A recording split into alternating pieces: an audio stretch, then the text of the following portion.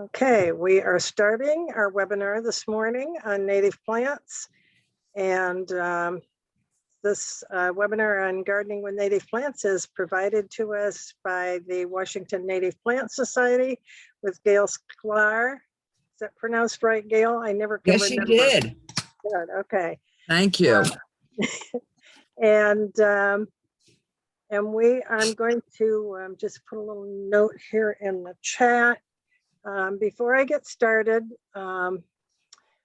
if you have not attended a webinar by now, and I can't imagine that there's anybody that hasn't, but there is a bar at the bottom of your screen. Might be on the top, but I think most of them are on the bottom, a menu bar, and has the Q&A and polls and chat and so on. I request people to put information or questions, anything you want to pass on to us in the chat rather than the Q&A, because the chat is, it shows and everybody can see the questions. If you look at the bottom of the chat, open the chat and there's a little smiley face, and next to that are the three dots, the ellipsis. If you click on that and change your message to everyone instead of just the panelists, then that way everybody can see your questions and the answers, and then those will go in. You'll see those as they'll come up, and you can copy those, paste them into something else, or have another document open, so you can have that information. So that, and then since we don't have a huge number of people lined up this morning, possibly when we get through, if we have enough time, we might be able to take some questions live and let you speak if we have time. So we'll announce that when we get to that point. I am going to, while I'm introducing Gail, I'm going to launch my first poll question. We only have two this morning. And I'm going to put this out there just to get a sense of what your familiarity is with native plants, and that will give us some sense on where we're going with all of this. So while I'm doing that, Gail Sklar has done this with us 4 times now, I think, several times. You're really fortunate in having Gail with us today. I'll put this information in the chat for her, but for right now, I have to look at my little notes here. Gail is the Vice President of the Washington Native Plant Society State Board. She is also the chair of the Native Plant Appreciation Month, which is this month, and Gail will talk about that. She is the education chair for the South Sound chapter of WNPS. She's a master gardener. She has a really lovely native plant garden around her house, which I've not seen other than in pictures. And she's also a accomplished orchid grower. So lots of experience here to talk to you this morning. And with that, I will also put in the chat as we're talking, when Gail talks about references and books, I'll pop those in the chat, websites, and how to get a hold of me, how to sign up for other things. I do want to put in a quick plug for the South Sound Sustainability Expo, which we're bringing back this year from the city of Tacoma. That is next weekend on the 16th. It will be outside at UWT on the Prairie Line Trail. We have over 80 vendors signed up. So they'll have food trucks and music and all kinds of things, kids games going on. So put that on your calendar. And then we will be back after that on the 23rd of April with worm bin composting, and end the month with growing herbs and how to use and preserve them. April and May workshops and webinars are on the EnviroHouse website at cityoftacoma.org/EnviroHouse. So with that, Gail, I will turn it over to you, and you can make a few comments and go ahead and start. And I will start putting things in the chat. And I'm going to click on end poll. All right. Hi, everyone. Thank you for joining us this morning. The background is my little grow room of orchids, mostly species. And I'm sitting in my clothes closet. So I thought that was infinitely more attractive than seeing my shirts on hangers in the closet. So we're going to begin now. And I come to you from the South Sound chapter of the Washington Native Plant Society. And this month is Native Plant Appreciation Month. And it's also National Native Plant Month. This is the first time both houses of Congress have voted unanimously. Well, the second time, because they did it last year, but this year they haven't voted unanimously on anything except for this, to make April National Native Plant Month. But for Native Plant Appreciation Month, it's been going on for over 20 years here in Washington State. And initially, for the first 16 years, it was Native Plant Appreciation Week. And when I became chair of the event, I said, there's not enough time to fit everything in 1 week. So we made it a month. And you're welcome to go to WNPS.org, the initials for Washington Native Plant Society. And you can find a banner across the screen that says watch past videos and our webinars. So you're welcome to watch webinars that have occurred in the past and are recorded, and they're for free and you don't have to be a member.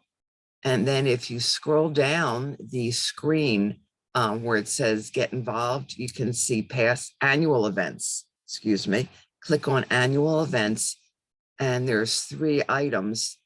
And one is Native Plant Appreciation Month. Click on that, and there's all kinds of events going on that you can, webinars and hikes all across the state that you can see what's going on, and you can attend them. You don't have to be members necessarily. And the webinars are definitely, you don't have to be a member. So I'm going to begin now. Before you start, let me end the poll and show the results so that you will know. We had roughly 25% not familiar with native plants, 50% somewhat familiar but eager to learn more, and 25% know most common plants but ready to up my game. So there you go. Wonderful. Okay. So thank you. So I moved here the end of from Philadelphia, Pennsylvania area at the end of July 2015, and had been a master gardener back there and was growing natives in my little microclimates all across the first acre of the property. I lived in the woods, so I had 2 acres. And when I moved here, I had to start learning everything all over again. So I joined master gardeners here because the climate is so different, and then heard about becoming a native plant steward. So I signed up for that. And the first Saturday of every month, you can find me at China Lake from 9 to noon. And we're pulling out English ivy, getting rid of Himalayan blackberries, and doing life rings around the trees, and planting. Last month, we planted a whole bunch of pollinator plants, and I'll talk more about that. So I took a course on becoming a native plant steward. There's 2 courses, one's a 100-hour and mine was a 30-hour. And I studied at Tacoma Nature Center, where they're going to have a wonderful native plant sale coming up May 14th. So I'm going to begin here, and here we go. Oops. And I'm not moving here, so let me, here we go. So what are native plants? This is what we're going to be talking about. What are native plants? Why use native plants? How to use them? And which native plants to use? And we're going to be focusing specifically on the Pacific Northwest, and where to get help and more information. So what's a native plant?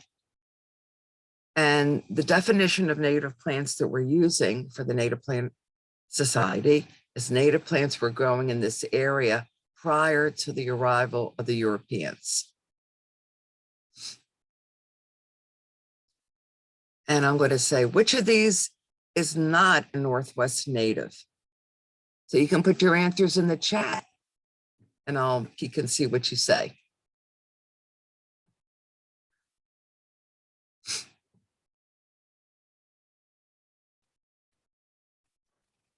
I'm not seeing anybody put anything in, but if folks want to take a guess at that. Foxglove, that's one answer. Thank you, Brendan. Nancy says foxglove. All right. And Ruth says foxglove. Thank you. So right now I'm going to say, let's see. This is getting stuck here. Foxglove it is. So fireweed is a misnomer. It's really not a weed. And it's this one over here, if you can see my cursor growing around. And it's a beautiful flower, but it's a plant that takes advantage of an area, especially after a burn. In fact, well, after Mount St. Helens erupted, one of the professors went out there and he said the first plant he saw starting to grow again was fireweed. So it's really not a weed. It just grows incredibly quickly and takes over. So why should we use native plants? Why is Souk, British Columbia, of interest to those concerned about native plants? And I'm going to answer that. It is said that a homesick man brought to his garden a reminder of home. So we have Scott's broom, which has become, from a single plant, became a noxious weed. And it's a Class B noxious weed in our state. And something that you might not be aware of, I just was reading about it this morning in Pacific Horticultural Magazine. Somebody sent me a link to a new article, was that Scotch broom is a nitrogen fixer. So some of our natives that like to grow in poor soils, like Gary oak, won't do well, because the soil's become so enriched that even though it's its natural environment, it will not grow there anymore. So why do you plant natives? So you can read for yourselves that the study at Cornell University estimated that invasive species, plants, animals, and microbes cost American businesses and taxpayers at least, and this was in 2008, 122 billion every year. I'm sure it's much more now. The kicker is that most of these invaders are ornamentals. We brought them here, not to feed ourselves, but to make our gardens look more beautiful. And there are many invasions occurring around us. Here you have Herb Robert, which is a Class B noxious weed. And I remember asking, because its common name is Stinky Bob, why is it called Stinky Bob? Remember, I'm not from here. So they said to smell it, whew, smell like dog poop. So I don't suggest pulling it up to your nose and smelling it. Purple loosestrife, which is not a noxious weed back east, but is here because it just takes over, it grows so beautifully here. And Japanese knotweed, and they are so hard to be removed that often in parks, we have to have certified people come in and inject them with a systemic killer, because they will not, cutting them out and digging them, they just keep coming back.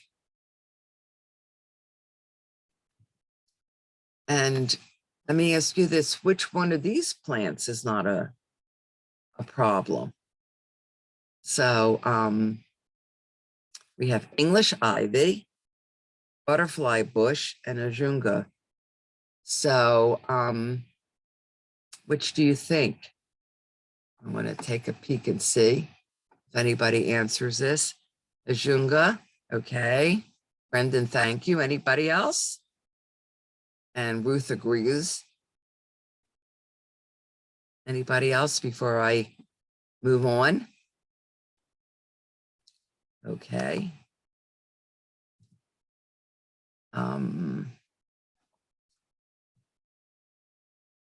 English ivy smothers the vegetation.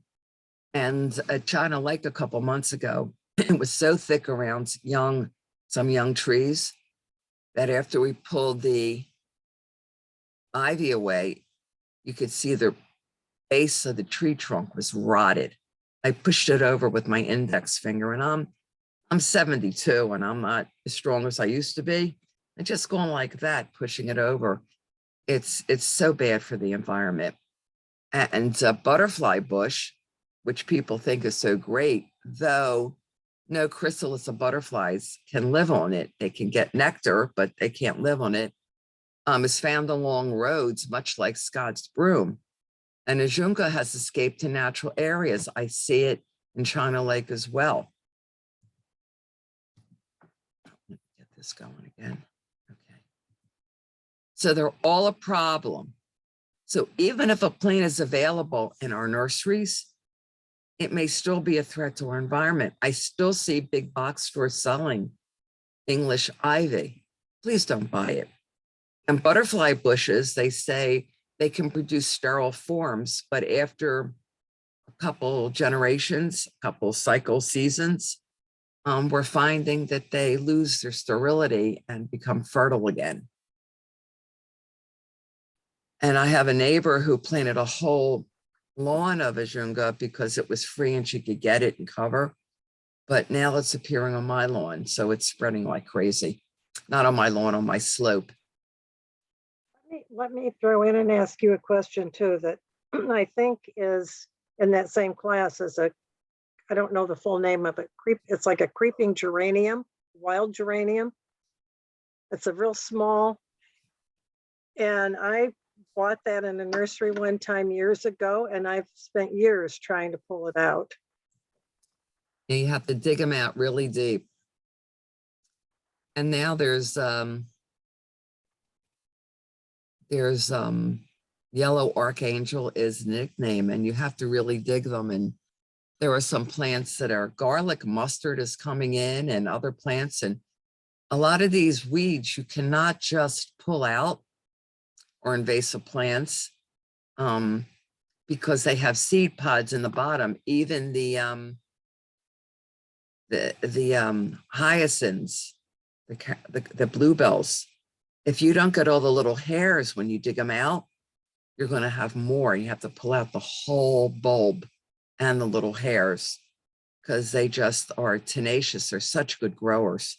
I wish some of our natives grew as rapidly as well as those. They take a little bit longer. So the question is, why use native plants? They save water in the summer once they're established. So a lot of people will plant native plants and then come back and say, well, I planted them and they all died. And I asked, did you water them? Oh, but they're natives, but you still have to establish them. So they still need a little bit of water, even more than a little bit the first year and the second year. They save time and money because you don't need to fertilize them or put insecticides down. And they benefit the environment. They protect the regional water quality. They can control steep banks. They're food and nesting sites and cover. And if we don't have enough native plants to feed our native insects, our native birds will cease to exist. We've already lost 70% of our bird life because we don't have enough insects from spraying everything. And they're beautiful. Look at that. Look at that lily, Lilium columbiana. Here is salal berries. beautiful leaf cover in the fall.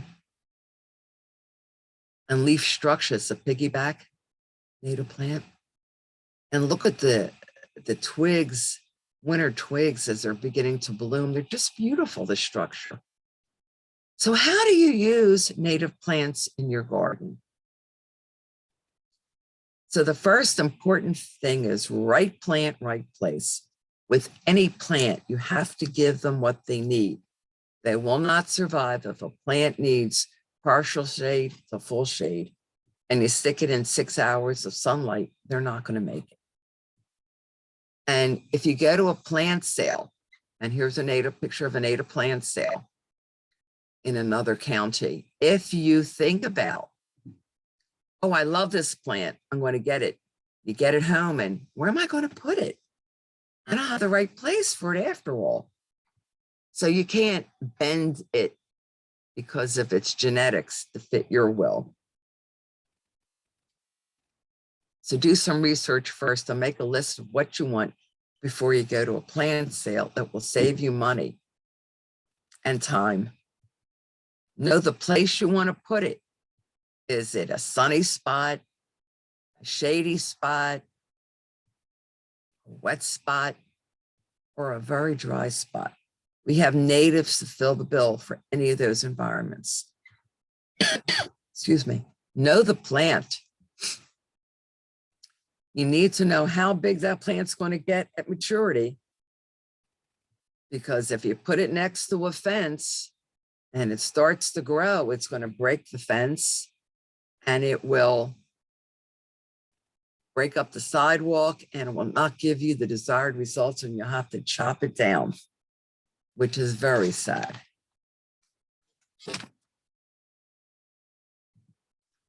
And here you have some plants growing over the sidewalk. So you're going to have to whack them back, and that doesn't look good, and it's not good for the plant. So think about how wide will the plant get when you get it, and plant tags will usually give you that information. Or do diligence, do your homework first. Sorry, I couldn't get the words out. And check on it and see.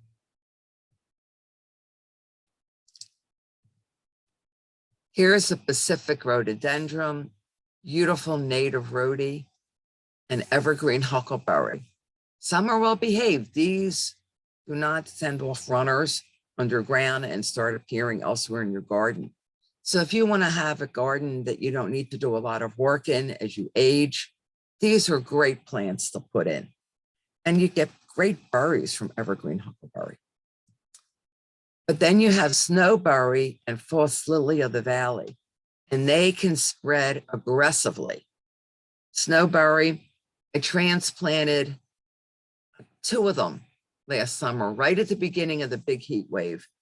And I thought, well, they're getting so big and taking over so much and shooting out rhizomes. I don't really care if it makes it or not. So I put it in an area where I could use it. And a good friend of mine, Bill Brookerson, said, well, don't worry about killing it, because unless you hit it with an atomic bomb, you won't. And I watered them like crazy, and they are leafing out right now. I had false lily of the valley. I didn't even know I had it. And my whole property on the slope, and I have a slope that covers 3/4 of the perimeter of my property, was covered in vinca, which is now considered a noxious weed. Little purple flowers, looks pretty, really hard to get rid of. You have to be very assertive in your removal of it. Keep checking back. Got rid of it, and there popped up a whole area of false lily of the valley. And it's great because it's a great place to put it.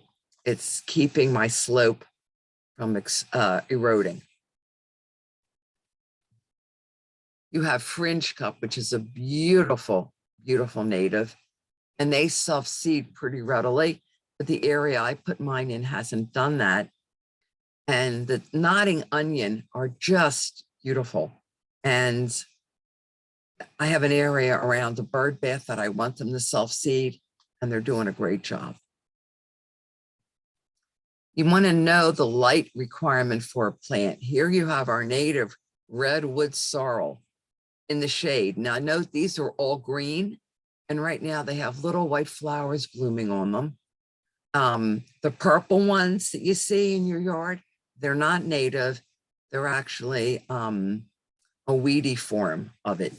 But here's the same red sorrel in the sun. So it does not do well. It's all withering, and especially with the hot spells we're having, you want to keep them where they belong. So know their light requirements.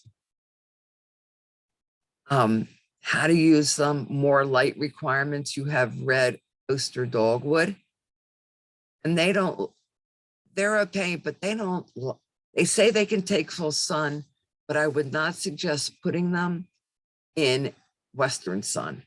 And the California wax myrtle, which grows very well here, can handle full sun. Bunchberry and Sorrel, you need to know what the soil requirements are for these. Do they need good soil? Do they need soil that maybe not be so good?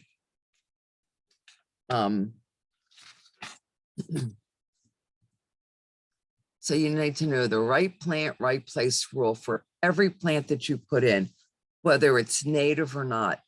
And just so that you know, I started by putting in structures when I remove lawn and shrubs. I started putting in a non-native dwarf conifers as a base, but now I'm filling in with natives everywhere, and they coexist beautifully, and I'm very happy with them. So you don't have to be a purist with native plants, but if you have enough native plants, it's very helpful.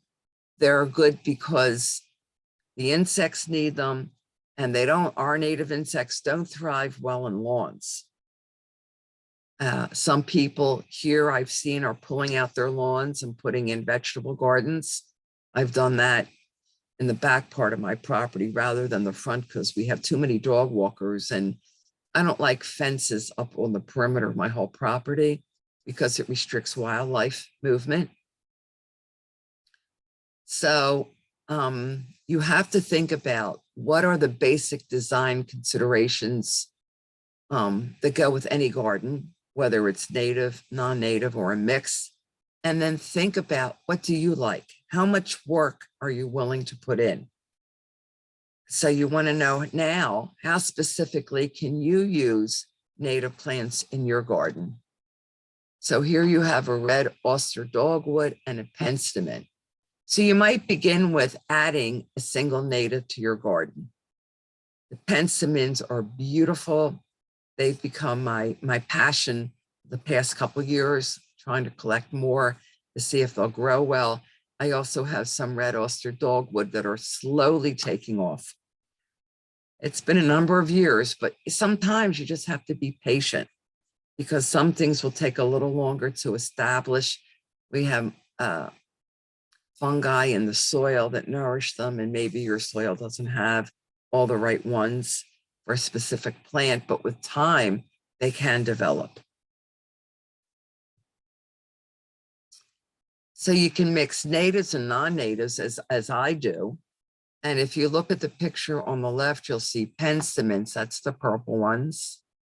And you have evergreen huckleberry growing intermittently in here. You have sword ferns, which are native, and subalpine spirea back here.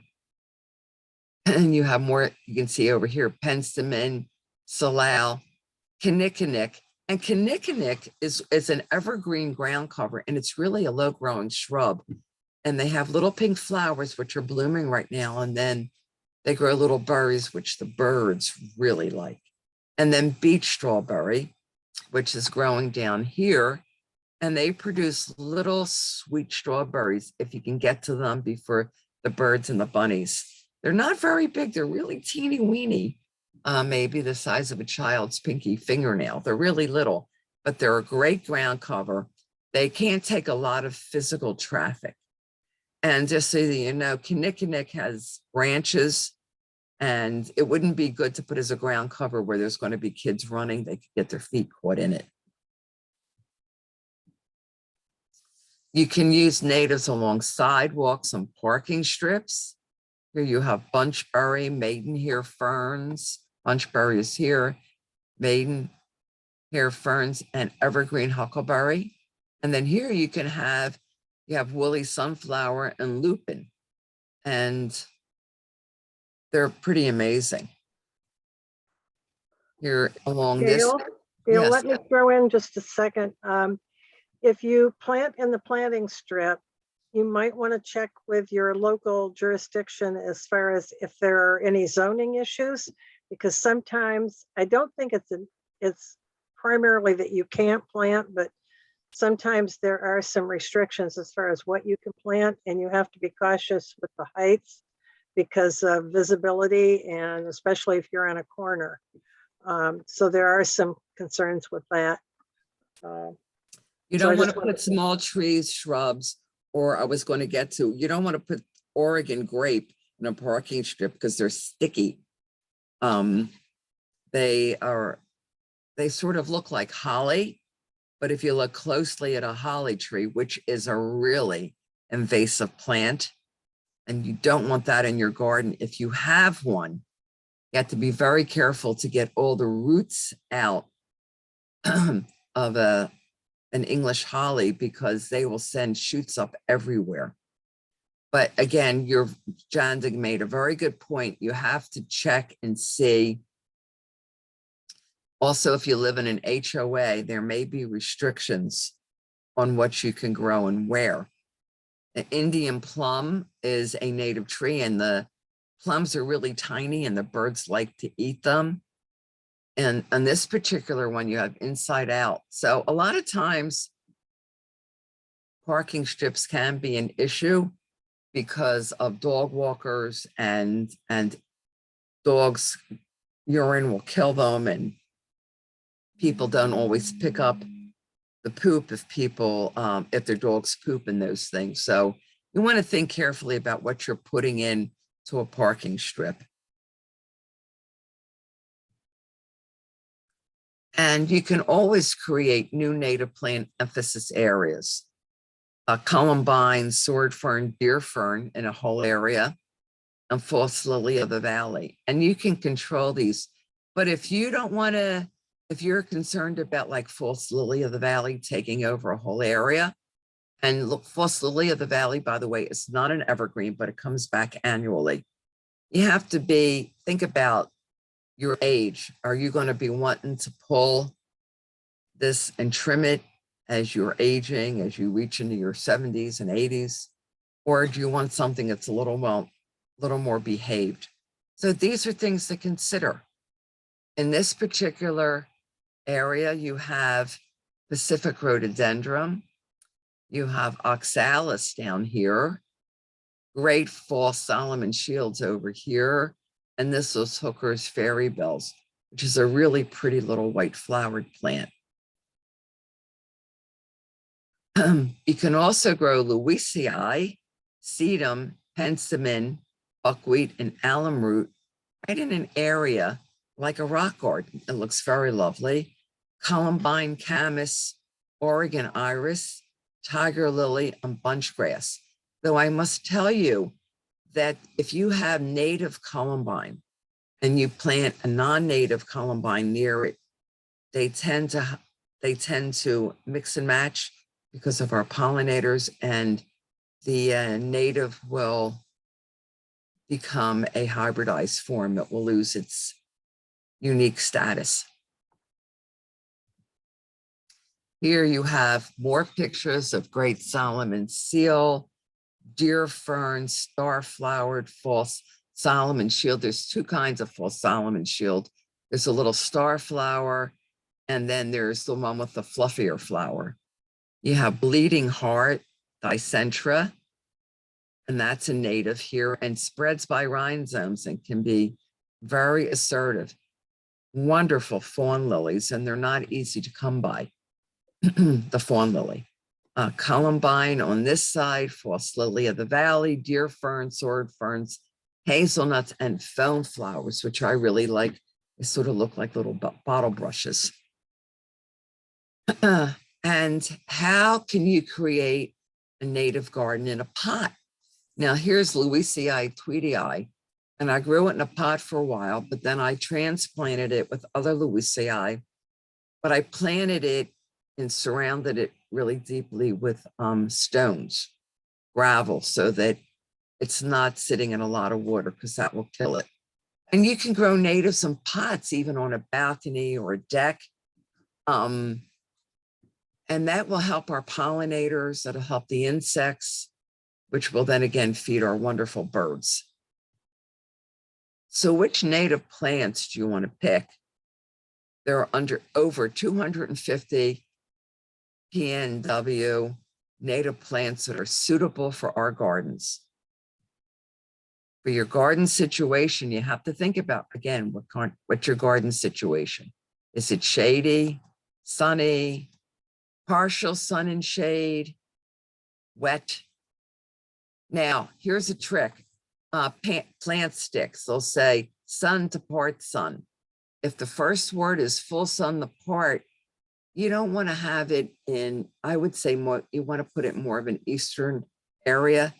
If it says full sun, it can handle western sun, but just keep an eye on it for the western sun. It really can fry plants in the summer.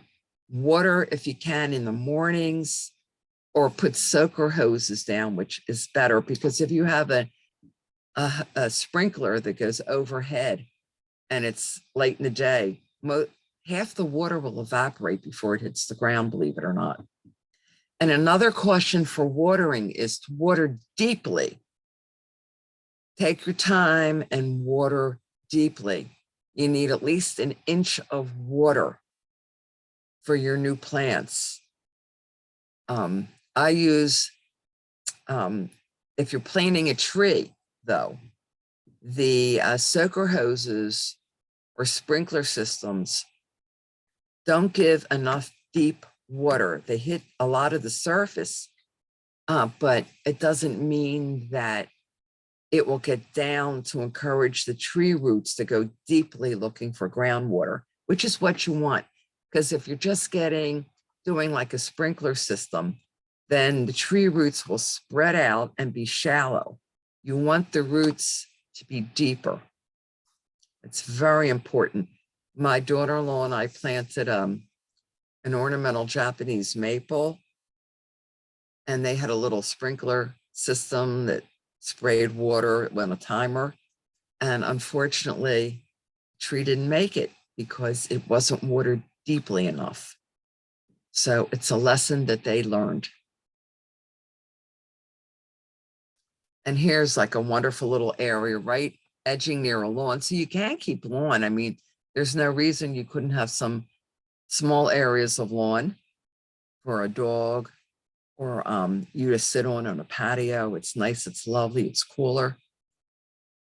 But if you start putting in more native plants, you can edge it, you can reduce the amount of lawn you have.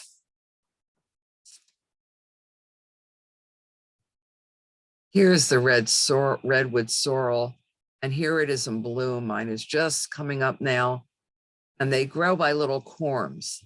It's interesting. They're very lovely little plants and become a seasonal ground cover. And here is our native trillium. Maidenhair fern. And here's our native Dicentra. Bleeding heart, Dicentra is just wonderful.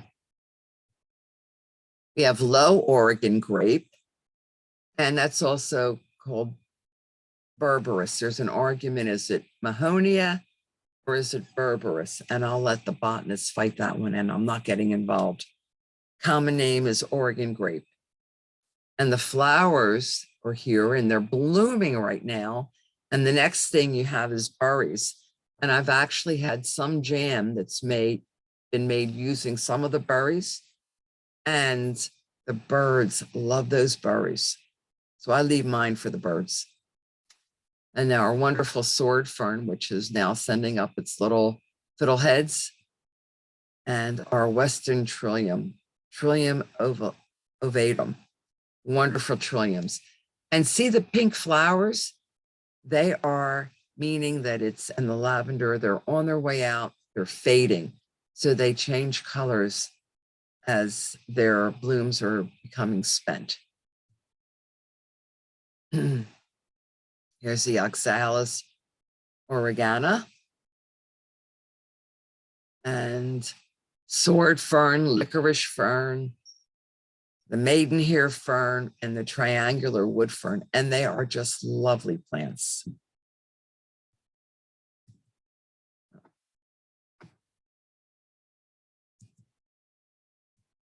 Here you have Dicentra Formosa. Here's the albiform up here, and they're a little harder to come by. So if you have one, it's not sick, it's the albiform, and they're rare and just so lovely. And here's our beautiful pink form. The low Oregon grape, Mahonia nervosa, there it is, here's a name fight, Berberis nervosa. And these are so prized in Europe. People just love them. So more native plants for shady areas. Here is, I'm not going to tell you what this is. Does anybody know what this is? It says it right here. It's Sorrel. I was just so fixated on the little flower. And it almost reminds me of a bleeding heart, a little bit of the shape. Beaked hazelnut. Did you want to say something, John? I think you're going to get to this about watering and moisture. We have a question in the chat. What is the question? From Brendan, it says he struggles with trying to plan and he needs guidance on requiring moisture. Without any source of water in the summer, he's erred on the side of dry plants only. Is that too cautious? No, if you don't have access to any water, any hose or soaker hose, you're smart to do that. You certainly don't want to, unless you have, you can get some rain barrels, and you need a good number to really saturate plants well. You're wise to stick with plants that can handle drought better. And I know everyone wants to be very careful about how much they water. The other thing that you could possibly do if you wanted to have a little variety is to plant in pots, and some natives in pots, and trees can live in pots for a number of years. And then you can water them from your rain barrels if you have them. And here's a big hazelnut, and I found a volunteer growing behind some shrubs when I moved in and planted it, and just love to see the birds come and eat the hazelnuts. Here we have Devil's Club, which is a thorny critter. You don't want to grow those if you have small children, because that can cause an ouchie. The berries are quite lovely. The red huckleberry, which is native and you can eat, they're yummy. False lily of the valley close up, the little white flowers. The other lilies of the valley that smell like the perfume are very aggressive on my property. So they've been aggressive everywhere I've lived, East Coast, West Coast. So I don't particularly care for them because I don't want to have to deal with them annually. And then wild ginger, and here's the flower for wild ginger. And it's really beautiful, but it grows underneath the leaves. So if you pull it apart, you can see it. They're not a fast growing ground cover, but they will spread given time. And they are quite lovely. The green color is just so rich and deep. You have vanilla leaf, which is a very cool, it's not a true vanilla plant, not an orchid. So, but they are quite lovely. The foam flower, pretty little flowers. Piggyback plants, and they need some more moisture to grow. I planted some, but I didn't keep them wet enough. So I'm constantly learning too. Which natives for sunny areas. Hence, if you have a sunny meadow area, you have Columbine, Camas, which is a lily, and our indigenous, the first peoples used to eat the bulbs for food. You have Oregon iris, which I just have fallen madly in love with.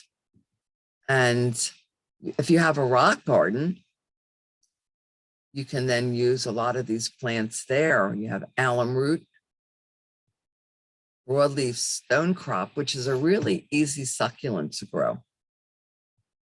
Tweedy's Louisii, which I just love. And there are other Louisiis that you can plant. And while their leaves look like succulents, they are not.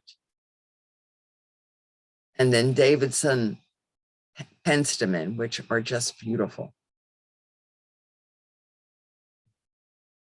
So here's your Western Columbine, and Columbine spreads pretty aggressively, except our Western, because as soon as you have a non-native nearby, our little wonderful pollinators will pollinate them and they become a hybrid.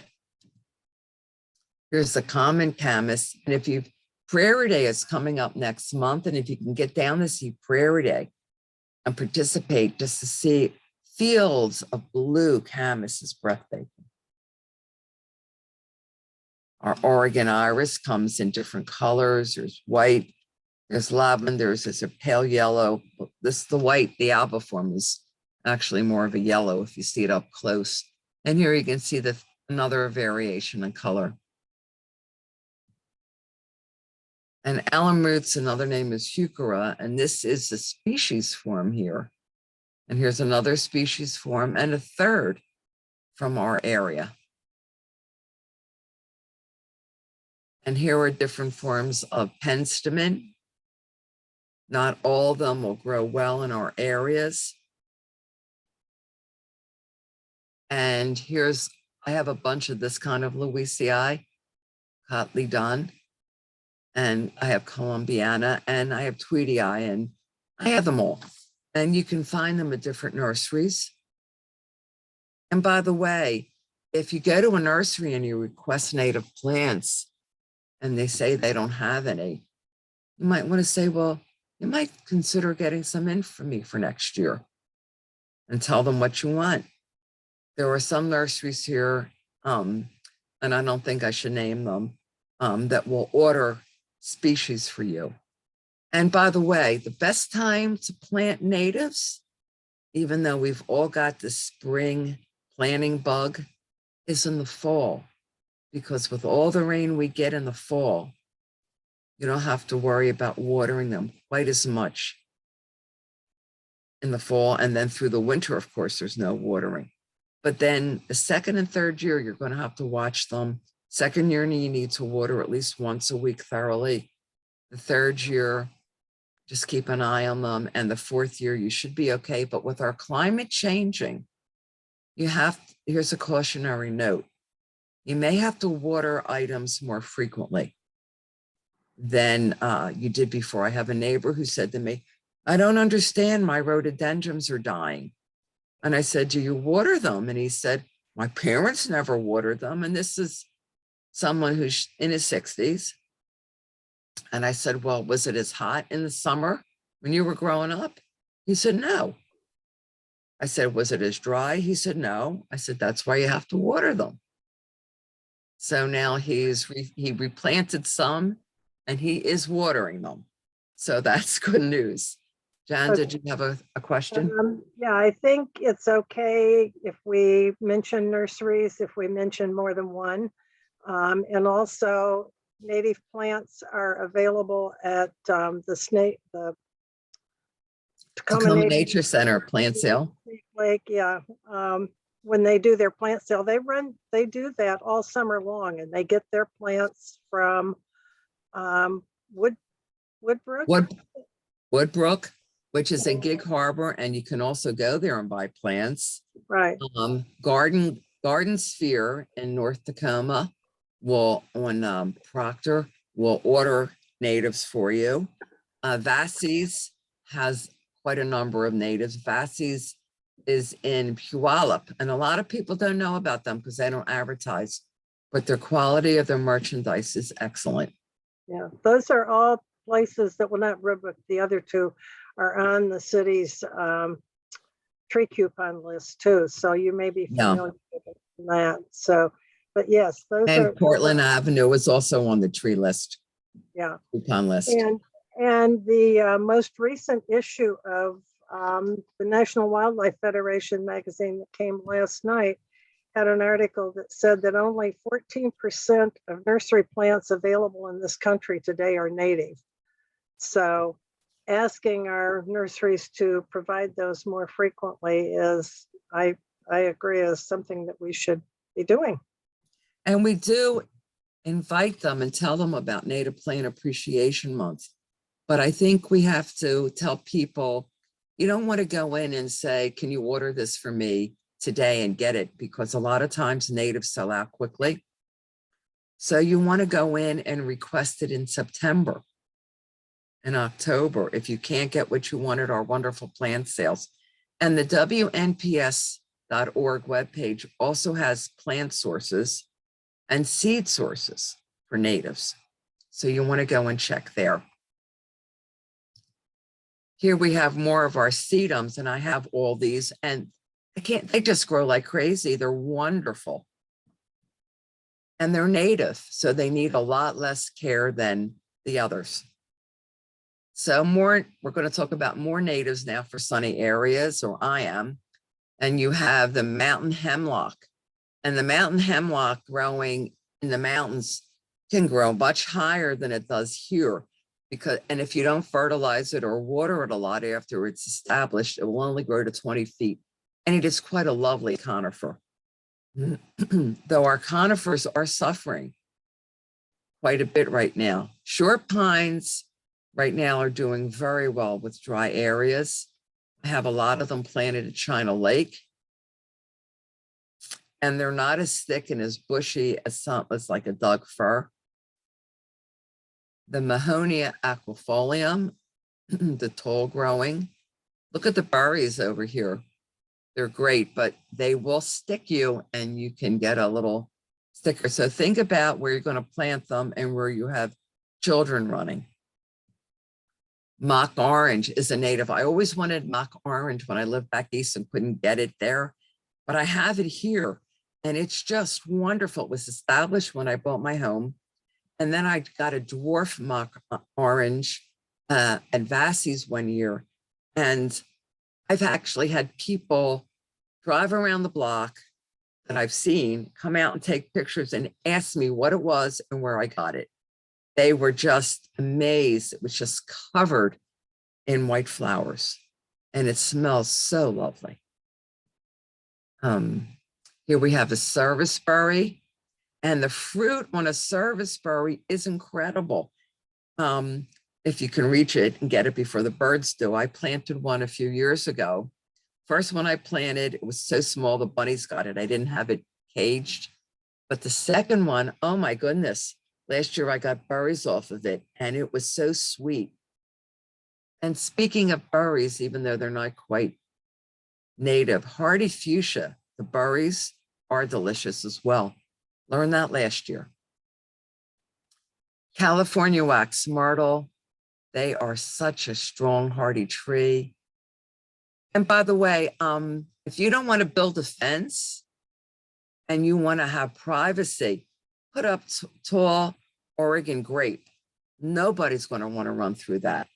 Even critters are careful about running through that because they can get thorns too. So it's a great fence and it's natural and it feeds our native insects and birds. Here's Beet Strawberry close up. Look how pretty that is.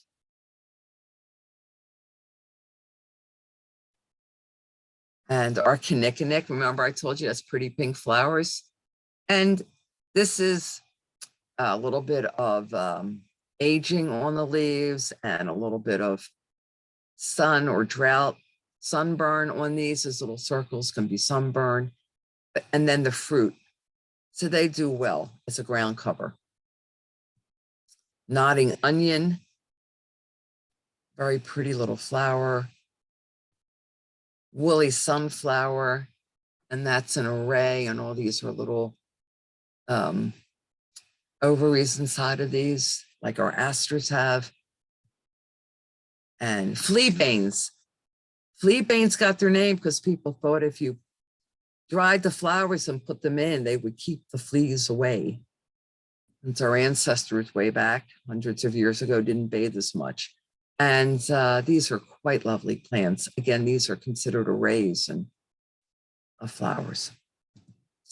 And here is our harebell, our pretty, beautiful blue. I just wish these would bloom all summer long. Unfortunately, they don't. But if you do a check, you can find which ones and try to plant them in succession. Here's our great camas. All the little beautiful flowers in it. And which plants for partial sun and shade? Dappled sun, eastern light. You have partial sun here. You have an inside-outside flower, Vancouveri. See it here? They are quite nice. And they will grow in the right condition. They will fill in a year or so. Foam flower, or 2 years. You have fringe cup. These all take a few years, but they will fill in, and they are lovely. And the Columbine, the native, adds that color in there. If we go back, and you can see it's all like green and a little bit of pale colors, and then you've got the native Columbine.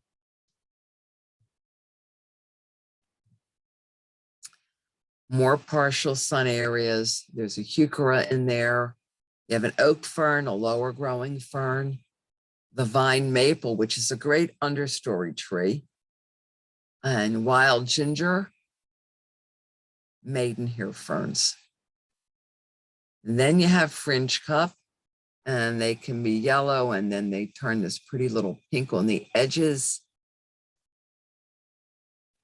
Vancouveri, this is the inside-outside flower, inside-out flower, and the petals, the sepals are back here, and here is the reproductive part. Here is our vine maple, different times of the year. Here it's flowering for the leaves and the seeds, and then here it is in the fall.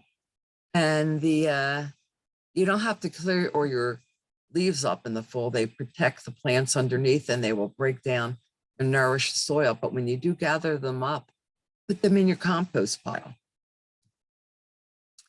And here are some more plants for partial sun and shade. Evergreen huckleberry. And I have these growing where they get some afternoon sun, so they're growing a little slower. And here is our wonderful red flowering currant. And a friend recently told me if you take some of the flowers and put them in water, you can't let them go more than a day. And you sip the water, it infuses the water, and it just tastes lovely. Here is our Pacific 9-bark, which grows incredibly, and the bees just love it, the pollinators. Here you have ocean spray. I just ordered my first ocean spray from the Pierce County Conservation District. I'm going to put 1 or 2 on my property and take the rest to China Lake. Pacific rhododendron, or red Oster dogwood, part sun, part shade. Look at it in the winter, in the fall, and the winter. Just beautiful. Snowberry. You don't want to eat those berries. They don't taste real good. And even our wildlife doesn't always eat them, but in times of starvation, they will. Here's red elderberry to make grapes or elderberry wine. Indian plum. Here are the little plums on them, little tiny things. And first peoples ate them, and also the birds will eat them. Here it is, growing beautifully. Orange honeysuckle, which is one of our native honeysuckles. They have a little bit of hairy on the underside. Excuse me. Here's our Bunchberry, our Cornice, part of the dog. Part of it, it's in the dogwood family, but it's a low grower. And great seeds, great berries.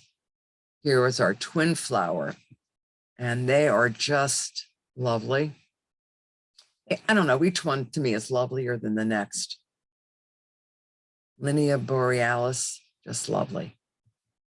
And it's a great fall Solomon shield. Here's the star flower form, and here is the other form.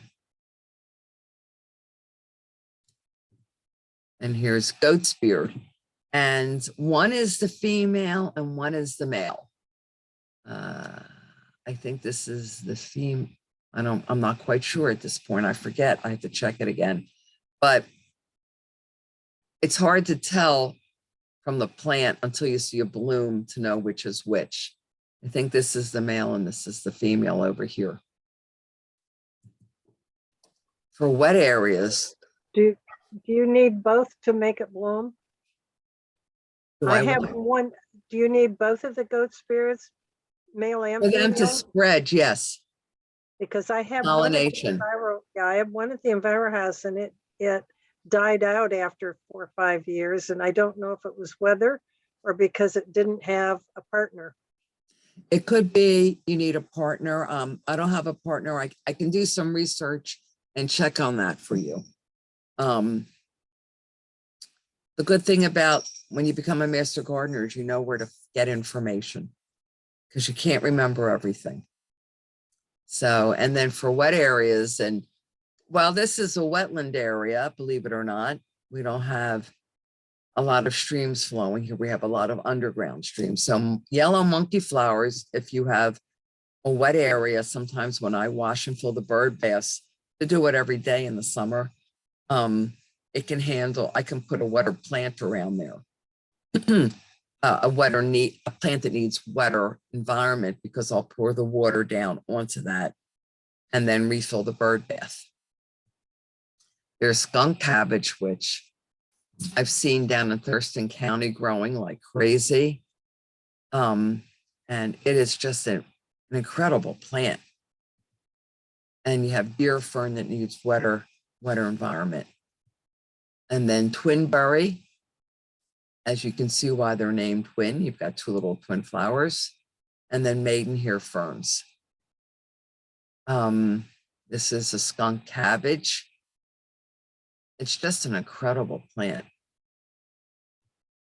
Here are some more ferns. You've got the lady fern, the deer fern, and the oak fern. Twinberry again. Great berries, monkey flowers up close. And here's a monkey flower that's pink. Minulus louisii.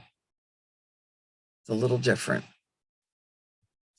So where do you get more plants and information? So Washington Native Plant Society, we have gardening with natives, we have educational materials, chapter activities, and while South Sound is not meeting in person, we meet every other month at Tacoma Nature Center, but we're trying to next year have streaming. So if you don't want to travel down to Olympia, you can watch the talks stream because we cover 2 chapter counties, Thurston and South Sound. So we're going to stream where presentations are, and we're going to do every other month. And we have, our website has changed since this program was produced, but they do have native plants for Western Washington gardens and restoration projects. And where to get more information. The King County University of Washington Herbarium is a great source of information, just wonderful source. eNature, Lady Bird Johnson Wildflower Center. They have samples. Here's something from the King County site. If you want to have they give you an idea of where to put different plants, a garden plan. We have lists for dry shading, and Jonda has lists of plants that I've sent her with information. And I'm putting a bunch of things in the chat. So if you have a chance to copy that, I think you can just go in and do a Control All, Control A, and then Control C, which would copy everything in the chat and put it into a Word doc or an email pull up, whatever. And then because we don't have a whole lot of people on here, I can email the list if you want me to do that. If you put a note or email me, I can send you the list that Gail's talking about, the attachments that she sent me. And also the Washington Department of Fish and Wildlife, the National Wildlife Federation, more books. And I use these books. The Encyclopedia of Northwest Native Plants for Gardens and Landscapes is great. I have all these books. I use the Pojar book a lot when I'm out hiking. The Krukelberg book is excellent. And Turner, there are just wonderful books out there. And many plant sources. We just finished our plant sale online for South Sound chapter, but we may have a fall one, which is actually the best time to plant. And keep going to your nurseries and saying, well, why don't you have more natives? And ask them for that. Conservation districts have great sales. And county salvage programs. We don't have one in Pierce, but we do have a good one in Thurston. So you can even join as a volunteer and learn a lot, or sign up for online notification of their plant sales. And I hope this helped you to learn what native plants are, why use them. We really need them.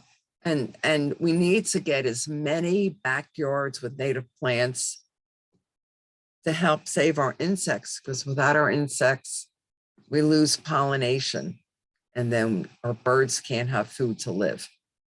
And the seeds are good, but they want their protein in their insects.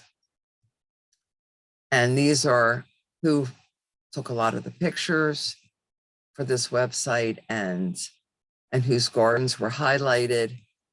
And this was prepared by Rob and Marcia River Smith, and they're part of the Central Puget Sound chapter. So we thank them very much for producing this for us. And are there any questions, Janda? I don't have any in the chat as yet. If there's anyone that has a question and wants to raise their hand, I can unmute you. I have included all the resources that Gail was talking about in the chat. And if that's challenging for you to get it copied, you can also let me know and I can send you that list that I'm copying from. So I can send that along with the other two handouts. So I did put the email for me and for the EnviroHouse. There are two different ones. But the easiest one might be just to send an email to ehouse@cityoftacoma.org and just say, send resources, and I can send those to you. So thank you all for attending. And if no one has any questions, I thank Gail again for being here this year and presenting for us. And we will see you at a future webinar. And also, John has recorded this, so you can go back and look at it and check the resources again, or if you want to see pictures of various plants and don't have the books, you can go see them on the webinar. That's right. And it will be up. It takes a little bit of time to get it up, depending on the staff that have to do the download, but it is on the city YouTube channel. And if I didn't put that in, which I don't think I did, let me just add that to the chat right now. And probably at the end of the week, you should be able to go back and see this. So happy planting, and we will see you again. Thanks, Gail. Thank you for inviting me. Goodbye, everyone. Have a great Saturday. Bye.